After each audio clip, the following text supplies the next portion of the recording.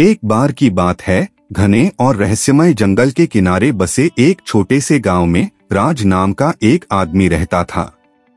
वह कोई साधारण ग्रामीण नहीं था, वह दूर दूर तक सपेरे के नाम से जाना जाता था।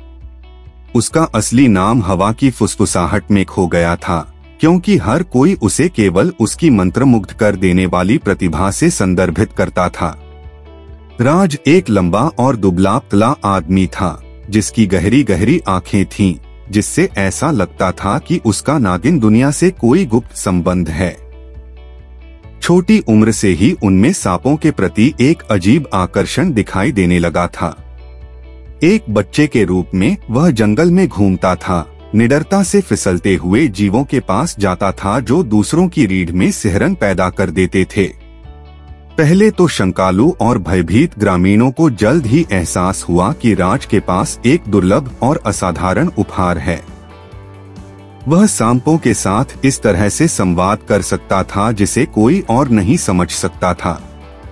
यह ऐसा था मानो उसने और सांपों ने एक मूक भाषा साझा की हो, समझ का एक नृत्य जो मनुष्य और जानवर के बीच की सीमाओं को पार कर गया हो। जैसे जैसे राज बड़ा होता गया, वैसे वैसे उसकी प्रतिष्ठा भी बढ़ती गई। वह सपेरा बन गया। यह उपाधि उसे ग्रामीणों द्वारा दी गई, जिन्होंने उसका मनमोहक प्रदर्शन देखा। वह हाथ में लकड़ी की बांसुरी लेकर गांव के चौराहे में प्रवेश करता था, जिसकी मनमोहक धुन हवा में गूंजती थी। जैसे ही राज अपने ही संगीत की लय में थिरकने लगा, ग्रामीण इकट्ठे हो गए। उनकी आंखों में उत्सुकता मिश्रित घबराहट थी। फिर तेज और अभ्यास गति के साथ वह एक अलंकृत कपड़े से ढकी हुई एक टोकरी तैयार करेगा।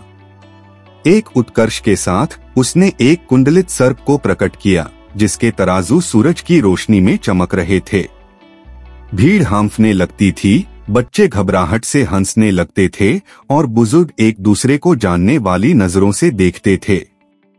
हालांकि राज अविचलित रहा। उसका ध्यान केवल सांप की मंत्रमुग्ध कर देने वाली हरकतों पर था। बांसुरी की मंत्रमुग्ध कर देने वाली धुन नागिन के टेढ़े-मेढ़े नृत्य के साथ जुड़ गई, जिससे एक अलौकिक प्रदर्शन का सृजन हुआ जिसने पूरे गांव को सामूहिक रूप से मंत्रमुग्ध कर दिया। सपेरा सांप को उठने और झूलने के लिए इशारा करता था, संगीत का जवाब देता था जैसे कि वह किसी प्राचीन रहस्यमय नृत्य में भागीदार हो। राज का प्रदर्शन केवल मनोरंजन के लिए नहीं था, उनका एक गहरा उद्देश्य था।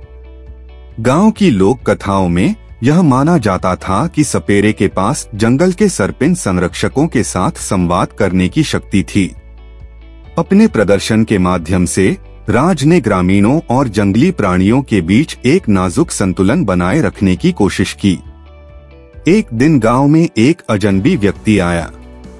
रंग बिरंगे परिधानों और पुरानी टोपी पहने एक यात्री दूर देशों से कहानियां ले जा रहा था। सपेरे की कहानियों से प्रभावित होकर यात्री ने खुद इस रहस्यमय प्रदर्शन को देखने का फैसला किया। जैसे ही राज ने अपनी दिनचर्या शुरू की, अजनबी की आंखें विस्मय से फैल गईं। उन्होंने सिर्फ एक आदमी और एक सांप को नहीं देखा, बल्कि एक ऐसा संबंध देखा जो सामान्य से परे था। सरपिन नृत्य प्राचीन ज्ञान की एक कहानी व्यक्त करता प्रतीत होता है, एक कहानी जो प्राणी के तराजू में उकेरी गई है और बांसुरी की मनमोहक धुनों में गूंजती है। प्रदर्शन से प्रभावित होकर यात्री ने शो के बाद राज से संपर्क किया और सांपों को पकड़ने की कला सीखने की इच्छा व्यक्त की। राज अजनबी की आंखों में वास्तविक जिज्ञासा और सम्मान को समझते हुए उसे अपने संरक्षण में लेने के लिए सहमत हो गया। वह अजनबी, जो अब सांपों की दुनिया में नौसिखिया है, उसने राज से सांपों को पकड़ने की बारीकियां सीखने में महीनों बिताए। उन्होंने पाया कि यह सिर्फ बांसुरी पर धुन बजाने के बारे में नहीं था, बल्कि नागों की सूक्ष्म भाषा को समझने के बारे में था। राज ने उन्हें इन प्राणियों के प्रति सम्मान का महत्व, मनुष्य और प्रकृति के बीच नाजुक संतुलन और प्राचीन कला के साथ आने वाली जिम्मेदारी सिखाई। जैसे जैसे मौसम बदलता गया, वैसे वैसे गांव और उसके लोग भी बदलते गए। सपेरे और उसके प्रशिक्षु ने अपने मंत्रमुग्ध कर देने वाले प्रदर्शन से दर्शकों को मंत्रमुग्ध करना जारी रखा।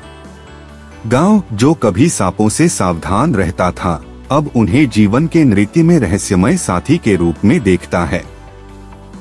और इसलिए सपेरे की कथा जीवित रही, जो मनुष्य और सर्पीन दुनिया के बीच मौजूद जादुई संबंध के प्रमाण के रूप में युगों तक गूंजती रही।